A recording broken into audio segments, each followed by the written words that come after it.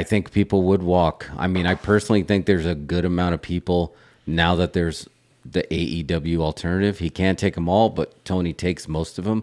I think I could see a lot of people actually walking out. Vince McMahon sells WWE to Saudi Arabia. Why does he do that? Why? Oh, because he makes the stockholders happy. Like if he at the end of I think the numbers I think I've heard WWE could go for is anywhere from I think like 6 to 8 billion. That's $1 billion. And obviously if Saudi Arabia says, hey, we'll give you 11 billion and he's making the stockholders happy. That's really all that matters. It doesn't really matter to whom they're selling it to, like as unethical as like that would be. That's all. Like if the stockholders are happy, that's who they're pleasing. That's all that really matters. So they wouldn't get like the SEC. I mean, I don't think they would have grounds to do anything because in reality, Vince is selling it to the highest bidder. Oh wow! And that was my next question. I don't know if I should sell my stock or not. Like when, like do you dump it now or do you like now? I'm like, so if you're out there, help me. Do I wait because you wait it out? Because are they going to buy it as cheap as possible, or at this point Vince is just making it happen so fast the price is just going to be the price and just get it over? Because I mean, like you said, it's been less than a week. Vince may come back. Vince is back. Stephanie's gone. 2 board members are gone, and then the rumors of a sale, like all within a week's period. Yeah, like if you look at the landscape, just as like I know you guys always talk about television and entertainment on the show, but if you kind of look at the landscape of like content providers, another group I forgot, I guess you can include Amazon in there, but a lot of companies right now they're hurting. They're not really looking to take on new business ventures. I mean, you look at the Discovery merger. And you know they're cutting costs. No, as far as like the big streaming buying craze is over. Everybody's sort of like landed somewhere. They know where they stand. No one's dying to shell out a lot more money because now they've got to figure out how to add subscribers. So for sure, that's a huge. There's only a couple of potential buyers, and it's like Saudi Arabia, Disney, maybe Peacock. I mean, they got a lot of money. Comcast would make the most sense because they're already housing the premium live events. They've got WWE and Peacock. That makes the most sense. Disney is an interesting.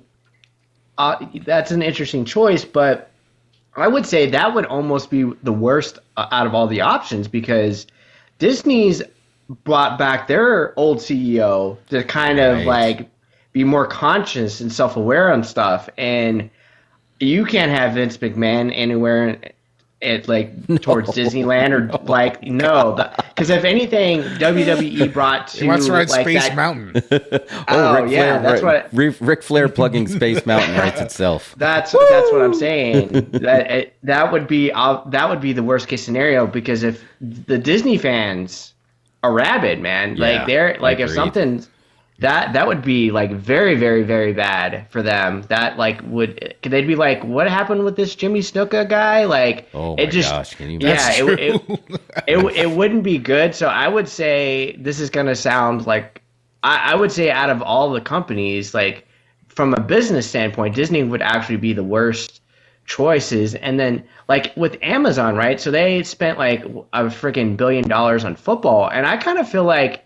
I wonder if they're kind of having buyer remorse because God, like all those games this year stunk. Oh yeah, that was tough for them in the beginning, especially in the beginning. It was known for those games falling apart. Yeah, so I just don't see what the appeal. Like really, the only appeal I could see is like you get that massive library, and is that as sexy as it was 15 years ago? I don't think so. No, because if you think about it, Peacock isn't even showing the entire library. The WWE network had way more. I don't feel like all their content is like they haven't even bothered to move all of it over. Here's the thing you've got to take into account also is that WWE not only is it video content, it's merch stuff. It's merch content. Yep. It's toys, it's shirts, it's all that other stuff. And it's like somebody like Peacock might not know what to do with that. Disney could take something and turn it into a park. turn it into a wrestling experience where you get a shirt and a toy to take home. I can tell you though, for that business model changing to the point where basically WWE did no longer had to be concerned with ratings, like you were saying, BZ, that could come back to haunt them. That they are no longer concerned with selling live tickets. They used to, Cornette would talk about this. We made money on selling tickets, and now that's less important because you're not doing live shows. Now it got to the point where ratings were starting to not matter because it's fine. We just need streaming content. When that wall hits, what's going to happen? And is that why Vince is ready to sell? Because he's sensing that wall is about to hit. And like, wait a minute, you don't have as many viewers as you do content or as much as you did in the past.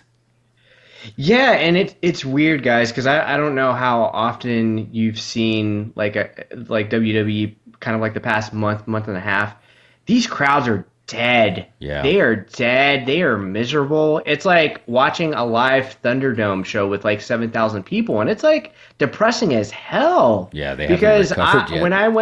When I went to the AEW show, like whatever it was, like a few weeks ago, 2 months ago, or whenever it was, they had about like 3,000 people, and I think I told people, I'm just like, look, give me 3,200 people that are gonna go banana for everything and make noise, rather than just getting double the people that just sit there on their hands because.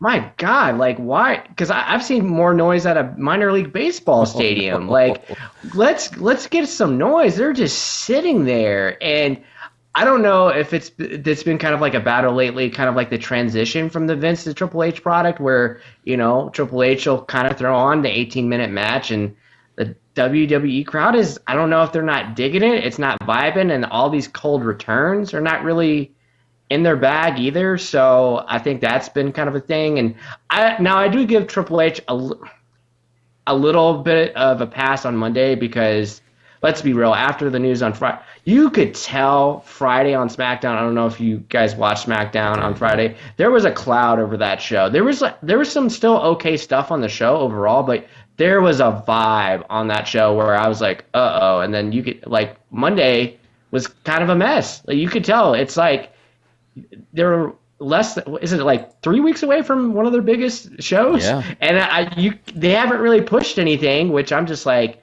what? Like, I guess like in the long run, it doesn't matter because they've already, it's like idiot proof. They've sold it out. But like, you watch these shows and it's like, God, it's just super depressing. And like you were saying, Jeff, I mean, maybe Vince senses like, hey, maybe there's about to be a wall that hits. I mean, because even with AEW, they're not necessarily hitting, like, I think the last like month and a half they're kind of trending in the right direction, but they're not even hitting the numbers that they were about a year ago. So yeah, and then if you're talking about content, I think AEW was trying to shop Ring of Honor, but nobody wanted to buy it. Like, oh, interesting. So I mean, I'm just looking outside because I think if there was a seller, if somebody really wanted to honestly buy Ring of Honor, I think Tony would have sold it. Yeah. Now, with the Discovery sale, kind of did that throw a monkey wrench in there? Potentially, because obviously Tony's got that good partnership with Warner Media Discovery, because obviously like they brought him in and everything like that. So did that throw a monkey wrench in there? I don't know, but like even now, like with AEW's TV deal coming up for, I would say like TV is like important than ever right now. Like I don't even think like, I think it's very, very critical. And I know right now, like, it's never going to be wrestling like is hitting 3-4 million because like I'm sure to a degree Fox is probably regretting buying SmackDown because they opened that had that opener of 4 million, and they're like on a good day they've got to freaking draw straws and get John Cena back to get 2 million folks on there. No, you're right, man. I think TV is coming. It is coming full circle, and it is becoming more important. And ratings should matter because in the end, what those ratings are reflecting is people are still want to gravitate to something that's real, that's not as contrived. the stuff that happens with Sami Zayn, there's something in there that is making it so real that people are gravitating towards him, which everybody in the Attitude Era had that. And that's a little bit what's missing. And everybody wants to go back in that direction. So I think that's why that news of a sale to Saudi, you're never going to get something even close to even Attitude Era light with the Saudi-run company, right? That's what I'm assuming. But everyone's saying, no, Vince will still run it. But eventually, right, that's going to leak over. It has to. Yeah, I mean, I saw stuff coming out yesterday. Fightful was reporting that if the Saudi deal does come down, that people are going to walk. I saw even people saying if Vince comes back in a creative capacity at all, they're walking, which, I think we've kind of all heard that. I believe back in the day during the Montreal screw job, didn't people say they weren't coming back after that? I think British Bulldog, Owen, and Mick Foley Jim did Neidhart. leave. He did leave, and he came back Right. on Monday, but he did leave. Right, but I can't see someone like Roman or Cody or Becky Lynch leaving. Now, the other thing that we completely forgot to mention about potentially Stephanie stepping down, Saudi Arabia is not going to buy a company with a woman CEO. Oh, Now that problem potentially for them is gone. So was that ultimately the reason Stephanie was stepping down? Maybe. That's the other big rumor, right? If that does happen, she could not have kept that seat. Yeah, and that's the thing, because she's basically trying to go back to because back in May last year she was actually officially taking a leave of absence, but now she's just like resigning, done. And then in that note, it was pretty clear that the two board members that stepped down were obviously against Vince coming back, and that's why he brought back Wilson and Barrios. Funny enough, those were the same people he fired, and now they're back with him because Vince is obviously trying to find somebody allies of sorts at this point, and now you've got Nick Khan, the lone CEO of the company, I believe, and then you've got Hunter, who's clearly a creative, and that's it. I've got no information. I presume Hunter probably steps down at some point. You think he's going to step down? That's what I was Jeff, I think so. Just like, because if you go back and look at some of those interviews he had last year, like when he came back and he was a little happy, but then he was just like, he shared like how stressful stuff was with his health conditions. Yeah. And obviously like morale last year was just like, prior to Vince stepping down, of course, it was like at an all-time low. It was like really, really bad. Yeah. Like, I feel like if it would be in Hunter and Stephanie's best interest just to go buy a freaking island somewhere, take those kids you got. Like if you wanted to try to do wrestling in some capacity, go to freaking build an indie promotion in Peru, like Hawaii somewhere. And that was an interesting thing kind of floating around. Everybody was thinking, oh well, if Hunter leaves, maybe he can start his own promotion. Guys, it is so hard to get the financial backing. Oh, yeah. Like, to get on live national television, it is not that easy. Like, it was pure luck to a degree Tony was able to find those connections. Like, I'm sorry, that's just not happening. I mean, obviously, Freddie Prinze Jr. is out there trying to start his own promotion.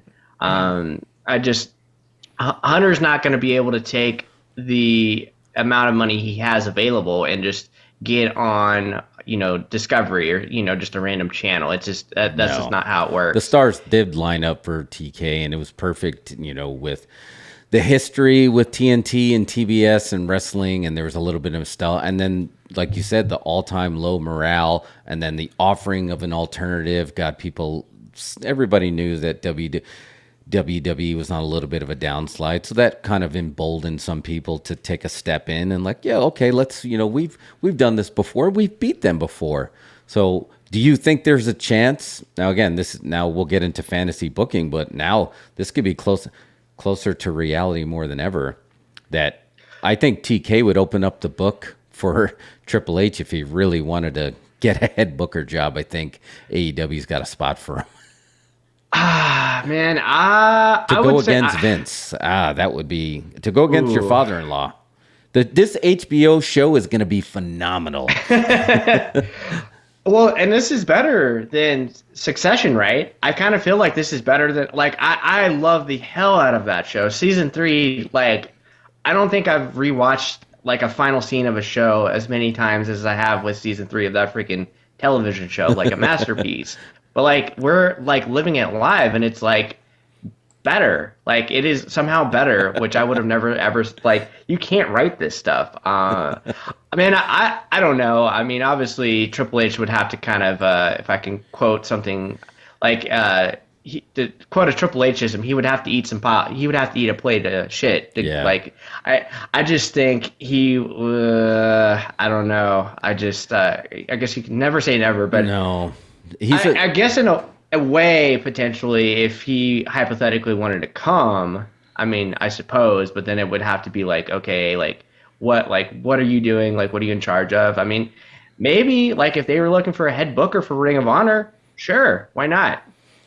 yeah, and going against your family and going against the history. I mean, he's a student of the game. There's one thing that WWE has that no other company has and or will never have is this rich history of the past since the 70s and the 80s. They have been perceived as number one, in the public eye. Like it became the public lexicon. You referred to anytime you preferred to, referred to pro wrestling. It was WWE since the 80s.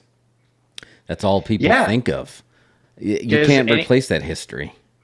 no, and then anytime I'm sure when folks ask y'all about wrestling, they say, "Oh, what's is that WWF or WWE?" Yeah. If if this goes over, let's say, of course, if the sale goes through, Vince is like 77, 78 years old. Like if he's kicking around for another 10 years, God forbid if he like who's taking over? Who's running WWE? Kevin Dunn, Bruce Pritchard? Oh no. Because like Stephanie and Hunter, they're not coming back to this. Like no way. No. Like there's absolutely no way that they would come back to this. And then the worst case scenario, you got the freaking Saudi Prince booking the show, and they've kind of booked the Crown Jewel shows for the Saudi Prince anyway. Yeah. That is the play.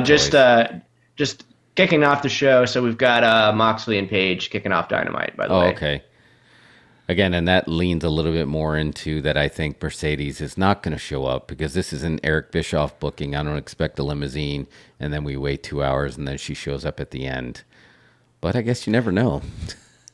Just the never say never in pro wrestling. Let me ask you this, Brian, and Mario, chime in on this too. Do you think Shane McMahon sensed something a long time ago that he was an early adopter to jumping off the ship? But he came back, but he jumped ship way early, and he was going to be the fourth generation of McMahon booking wrestling, and then he gave that up. And then even when he came back, he never was the heir apparent, Stephanie. So where does he fit into all this, or is he totally washed his hands of it? I thought he got fired. Yeah. Didn't he get fired or sent home? Yeah, for the bad booking on the Rumble, right?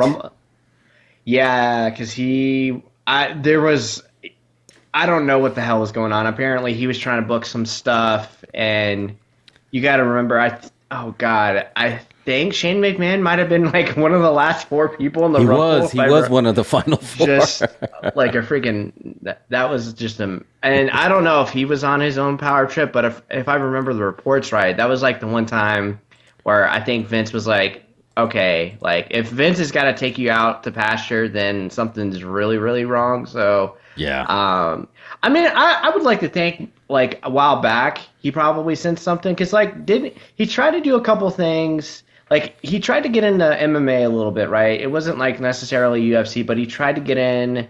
I think he was doing some stuff in Japan, and obviously you still go.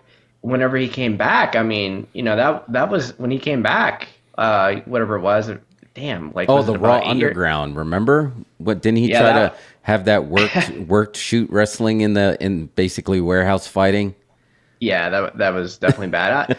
I mean, there's a possibility he could have known back way, and that's why he got out. I just like, man, it's hard to work with family, let alone if you're, live on television every weekend. Make you're freaking billionaire. So I could only imagine the therapy sessions every single one of those family members need. Oh, like, man. my God. So, and you've got Linda like not involved in there somewhat, like with it's just it's a mess. So I don't think Shane's going to come back in any capacity. I mean, unless the Saudi prince wants him to come back, maybe he wants him to jump off a Hell in a Cell one more time for a retirement match. Wants him to show up and sing him happy birthday. I hope not. This has got to be the world's most expensive kid's birthday party. For my birthday, you'll come and jump off of my palace. There hasn't been many people that have said no to that payday to go to a Crown Jewel show. Man, work is work.